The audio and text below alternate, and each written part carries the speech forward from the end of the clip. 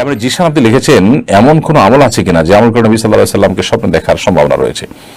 নবী করিম সাল্লাল্লাহু আলাইহি সাল্লামকে আপনি স্বপ্নে দেখুন আর না দেখুন, নবী করিম সাল্লাল্লাহু আলাইহি ওয়াসাল্লামের সুন্নাহ যদি মেনে চলেন, তার আদেশের গুলো যদি আপনি মেনে চলেন, তাহলে সেক্ষেত্রে আপনি তার সাথে জান্নাতে থাকার সুযোগ তৈরি হতে পারে। যদিও নবী রাসূলুল্লাহ সাল্লাল্লাহু আলাইহি ওয়াসাল্লামের সাথে জান্নাতে থাকবার জন্য আলাদা কিছু আমল নবী সাল্লাল্লাহু আলাইহি ওয়াসাল্লাম রেকমেন্ড করেছেন, সেগুলো আমাদের করা উচিত। ইয়েতিমদের লালন পালনকারী নবী সাল্লাল্লাহু আলাইহি ওয়াসাল্লামের কাছে থাকেন, আর অনেকে আছেন, তো সেগুলো আমাদের করা উচিত। নবী আলাইহিস সালামকে স্বপ্নে দেখা গেল কি গেল না, এর উপরে মানুষের জান্নাত জাহান্নাম আসলে নির্ভর করে না। অতএব ইম্পর্টেন্ট যে বিষয়টা, সেটাতে আমাদের ফোকাস করা উচিত এবং সেদিকে মনোযোগী হওয়া উচিত এবং সেই জন্য সচেষ্ট হওয়া উচিত।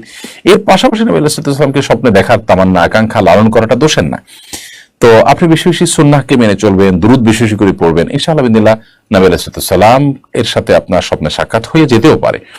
নবী করিম সাল্লাল্লাহু আলাইহি সাল্লামকে যদি কেউ স্বপ্নে দেখে, তিনি আসলে নবী সাল্লাল্লাহু আলাইহি সাল্লাম কি দেখেছেন কিনা, এটা নিয়ে উলামায়ে কেরামের মধ্যে দুটি ব্যাখ্যা আছে। অনেক উলামায়ে কেরাম বলেছেন, আমরা যারা নবী সাল্লাল্লাহু আলাইহি সাল্লামকে দেখি না তিনি কেমন, তারা এখন নবী সাল্লাল্লাহু আলাইহি সাল্লামকে স্বপ্নে দেখেছি যদি এমনটি মনে হয় স্বপ্নের মধ্যে, তাহলে এই স্বপ্নটা সত্য হতে পারে, মিথ্যা হতে পারে। এটা একদল উলামায়ে কেরাম বলেন।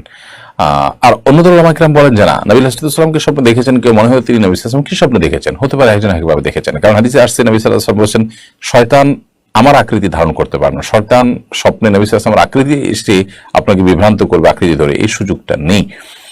তো এই হাদিসের ব্যাখ্যা অবশ্য প্রথম মতের উলামায়ে কেরাম বলেন যে এটি নবী সাল্লাল্লাহু আলাইহি ওয়াসাল্লামের জীবদ্দশা যারা তাকে স্বপ্নে দেখেছেন। কারণ এই হাদিসের আগের অংশ দেখলে আমরা দেখি যে স্বপ্নে দেখার বিবরণ শোনার পর নবী সাল্লাল্লাহু আলাইহি ওয়াসাল্লাম বলেছেন, তার সময় কেউ স্বপ্নে দেখেছেন, তো তিনি নবী সাল্লাল্লাহু আলাইহি ওয়াসাল্লামের চেহারা জানেন, আবার স্বপ্নেও দেখেছেন, তার জন্য প্রযোজ্য যে নবী সাল্লাল্লাহু আলাইহি ওয়াসাল্লামের অবিকল চেহারাটা শয়তান নকল করতে পারে না।